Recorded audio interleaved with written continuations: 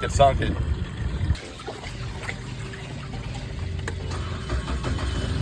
Okay, good. Now we're charging the battery too. Well, boys, I probably shouldn't have sent it so hard. She was going under. No.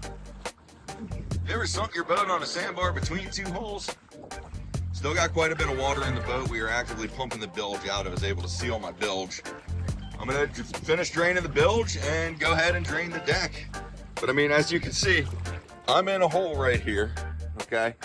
My boat is pivoting, rocking, teetering on this sandbar. So it's as simple as that, man. One wave, if I had waited a couple more minutes, she was gone. So this is what happens when you leave your plugs out, your bow up on the beach, and you have plenty of water under your stern. You can actually fill your bilge, fill your transom. I probably took a wave while I wasn't looking, and just one lap around the island, I come back, my boat's going down.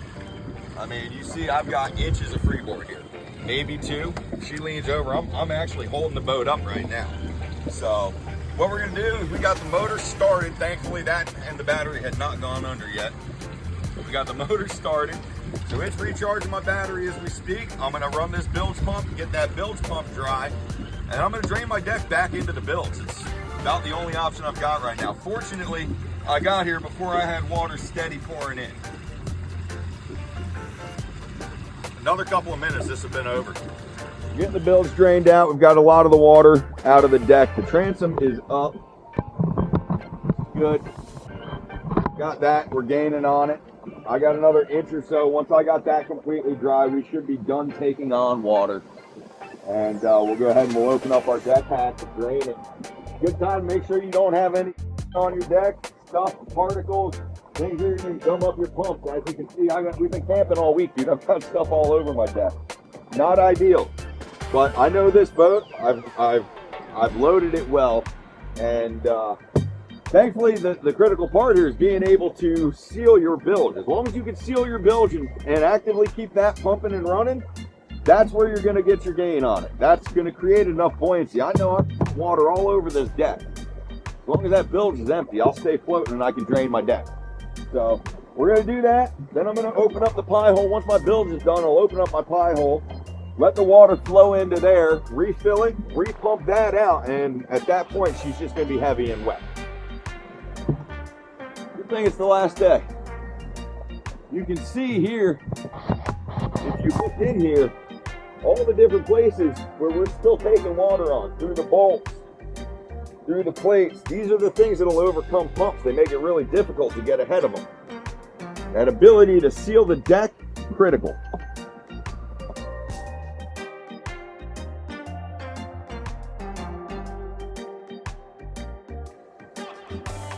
Pretty much done taking water. Pretty much done taking water. Now we're gaining on it. You can see the angle of the boat, the transom. I've got a lot more freeboard now. All right, we had just inches when we showed up. So it's a process. You got to work at this stuff, man. You just got to think about it. Don't just start getting in the boat and bailing water out, because you're just cycling the river. You're creating weight distribution, shifts. You can roll it. I had to get this corner stabilized and get Renee up there to actually turn on the boat and turn on the bilge pump. I was able to reach the bilge pump, but she had to get the boat turned on to make sure we didn't kill the battery. You know, there's a system here. You got one shot at it.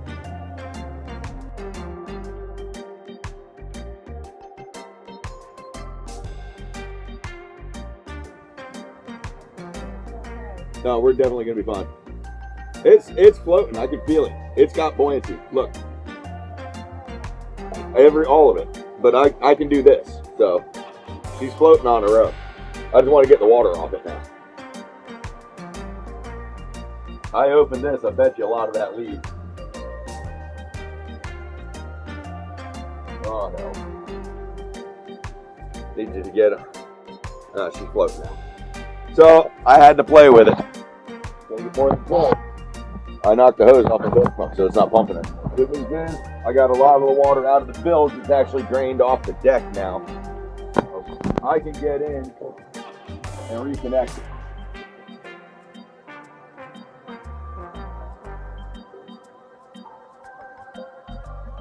Now this is where typically I would take my deck hose, or my secondary pump, my crash pump, and put it on the deck. You can pump your deck out. All right, on a bigger boat, you may have to do that. But again, here having the option of a sealed pie hole, it's a non-issue.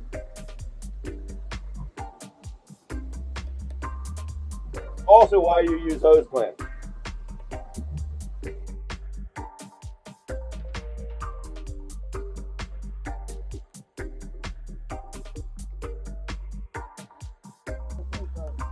Yeah. So at this point, I want you to get over there, and I want to pivot this boat back and forth and push it off the bar. I want it floating.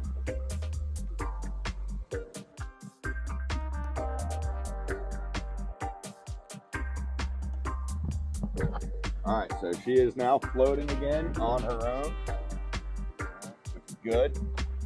We like that. We prefer that.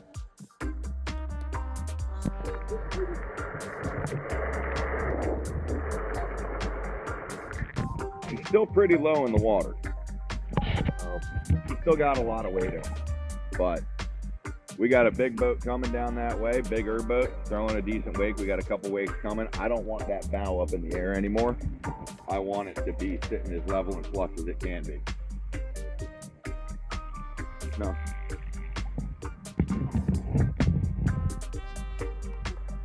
The bow's not on the bar anymore, right?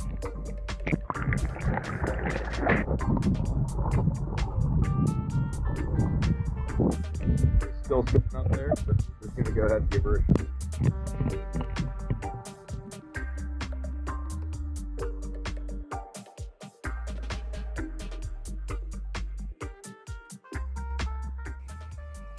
So, we got the bow spun into it for any wake that comes down. My boat pump's actually lightening up a bit. Deck's almost drained. We're gonna let these waves pass and roughly pull the anchor. Go finish her out. Put her up on plane and finish draining what we can out of it. The rest of this foam is going to trickle out all day.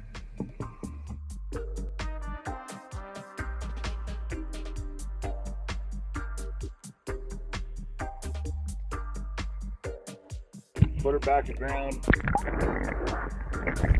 Help me out here. Let her finish her pumping, man. It's going to be a little bit. This is a 3,800 gallon rule that just got this done. It's a 2,000 gallon rule that just got this done. 38 is what we use commercially for our crash pumps. I'll tell you what, $2,000's gotten it. I would probably, if I didn't have my sealed deck, I'd want the 38 at a minimum. Probably a gas pump would have been needed to get in front of that, but be patient and a little bit of thought. Systematic, methodical approach. We're able to get her done. So as you can see, our circumstances have improved dramatically. We've got most of the deck drained at this point. We're going to let the bilge finish out, and I'm going to let the 360 camera run and do the rest of the filming here, and we'll take her for a ride, make sure she's still seaworthy before we start loading all our gear back on her. So narrow miss on that one.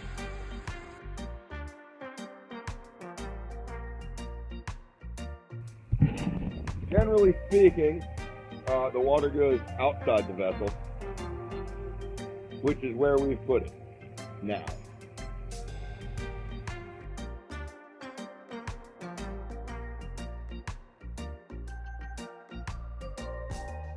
All right, so she's dry now, just about. I'm gonna finish off the rest of this deck if I can.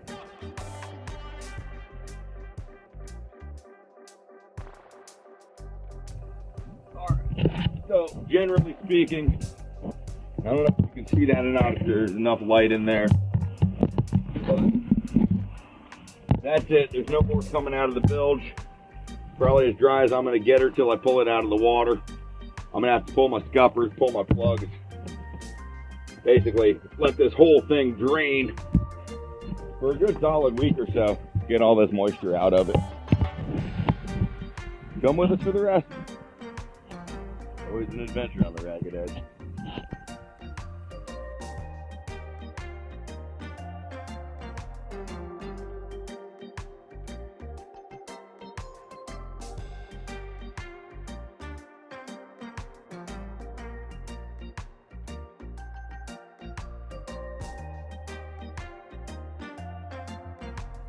You guys stay here. I'm gonna go run the boat real quick. Okay.